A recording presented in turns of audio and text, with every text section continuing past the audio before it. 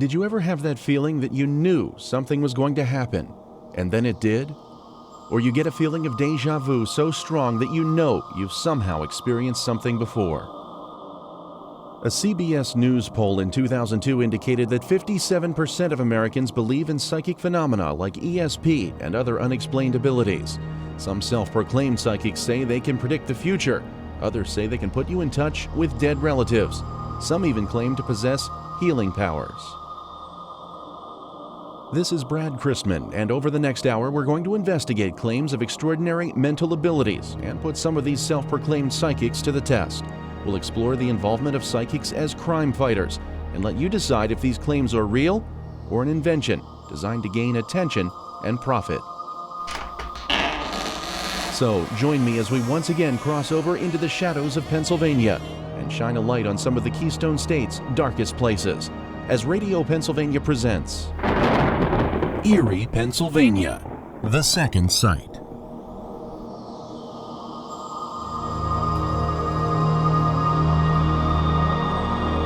We all occupy the same space. They may be in another dimension. All the souls are doing is carrying different properties, and we just have to utilize a different way to connect with them. But they're still in the room with us. They're just at a higher frequency. I sat down and she said, Martin. And she said, your mother's father. I said, my mother's father. You know, it's like, and he passed away when my mother was only 3 years old. He said, tell him that I'm okay. He died very quickly. He didn't have a whole lot of pain. He just didn't want to go. But he's a little sorry that it happened the way it did. He said he should have been a little bit more careful. Her assistance didn't lead us to solving the crime. Traditional police work did, but it was interesting how she knew what she knew. It was somewhat amazing. Between 3 and 6 in the morning, there's a part of our brain that goes into an alpha state. We have our beta state, which is like our balancing our checkbook, driving to work, organizing our life. There's also the alpha state. When you're in that state, it's very easy for them to align the environment over there and over here in order for them to come through, so you can visually see them. Thank you for joining us once again this year for this fourth installment in the Erie, Pennsylvania series. During this hour, we'll examine 3 unique aspects of alleged psychic ability, including psychic crime solving and people who claim they can see the dead walking among us. But first, is it possible to reconnect with loved ones who have passed away? On the surface, that question may seem ridiculous, but there's no shortage of people claiming to have the ability to communicate with the other side. In researching this program, I came across numerous people who raved about one particular psychic medium working out of Bucks County in suburban Philadelphia. Her name is Elizabeth Herrington. Lori Hogan of Philadelphia heard about Elizabeth through a friend and said it was curiosity more than anything else that prompted her to seek out a reading. Lori says she may have been somewhat skeptical going in, but Elizabeth Herrington quickly got her attention. She did touch on my mother, who was the last in our family to die, the most recent, and zoomed right in on her, had her birthday down to the T, how many kids were in our family, which kind of floored me. And then she moved on to my dad's side, about his father, what he did for a living, his birthday, names. She gets names right on most of the time.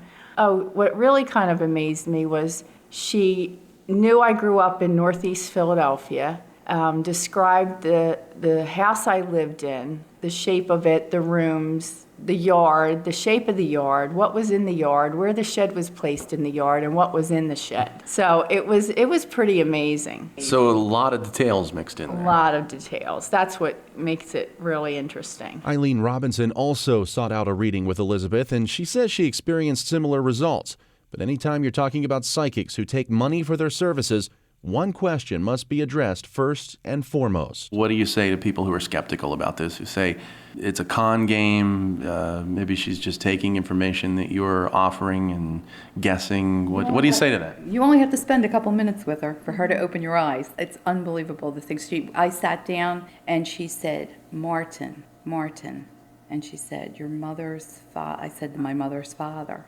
You know, it's like, and he passed away when my mother was only 3 years old. Just as soon as she meets you, like the first couple words out of her mouth are going to change your mind. Because, you know, like you can do anything you want to, like not give her your name, not give her your name. Like she knew nothing about it. She didn't even know my name. Lori was the only one that made an appointment, said she was bringing 2 friends. You know, so she didn't know my name. She didn't know anything about me. And when I sat down, she starts telling. Lori says when she met with Elizabeth, she wasn't given information about lottery numbers or frivolous good luck advice.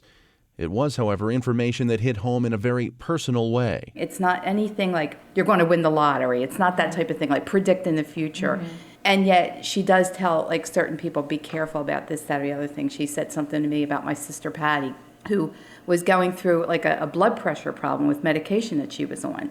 And she said, you have a sister. She said, Patty.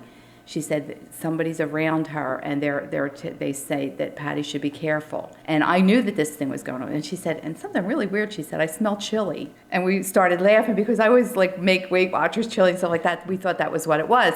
And we went to see Patty on the way home. Walked in the door and Patty said, I'm making chili. You want some chili? We like to drop dead. It was unbelievable. The things that she would do, the things that she says. She is so amazing. So what is it about Elizabeth Herrington that has her clients using words like amazing and astounding?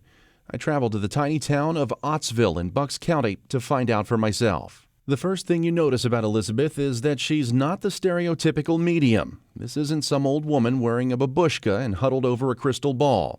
She was not only schooled in America, but also attended universities in Iceland and Sweden. As I met with her in her office, she told me that her goal is to make sure that anyone who walks in the door is put at ease. But most importantly, she says she serves as a kind of grief counselor to help families who have lost someone close to them. On your website, your bio describes you as, quoting here, a low-keyed spiritual medium. Yeah. So explain to our listeners what that is and what it is exactly that you do. Well, basically, I'm a spiritual medium. My passion is really helping people that have lost people. Families come to me. Single people have come to me. I'm very conservative based. I try to pretty much work with people in a way that they feel comfortable having this communication take place. Basically, it's a very scientific connection. I try to keep it very clinical. I keep my office very sparse, too, in order for this communication to take place.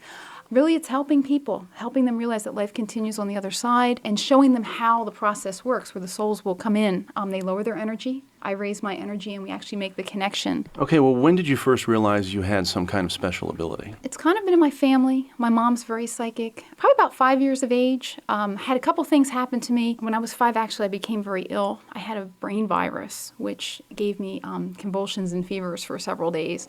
After that happened, my grandmother had passed, and for some reason, when that happened to me, it seemed to open up something because she came to me afterwards and told me that it was okay, that she was okay, and there was a reason for her leaving at that point in time in our lives.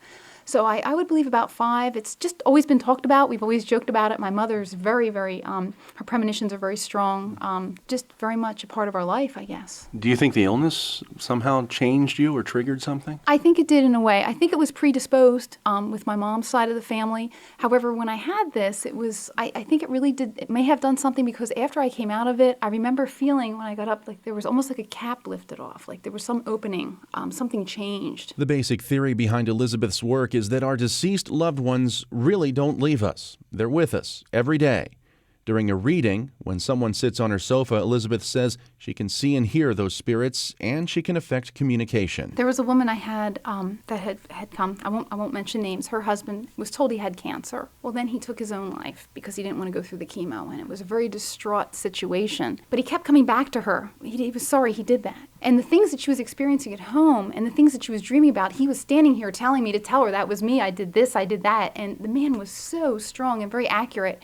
And through the session, I could almost feel him touching my head, like he was very happy. And he wanted her to know that it's okay, even though this happened the way it was, that he was actually surviving over there. He's sorry he did what he did, but he's okay. And he was just trying to comfort her due to change coming up. So that, I think, really comforted her as well. And he was telling her that, you just came back from Florida the other day and I was with you. There's a lot of that goes on. A lot of souls on the other side will talk about what you're doing in your daily life and what they see. And in a way, I think that really comforts people because you're thinking, oh my word, he was with us. He did see me go out to lunch with my friend.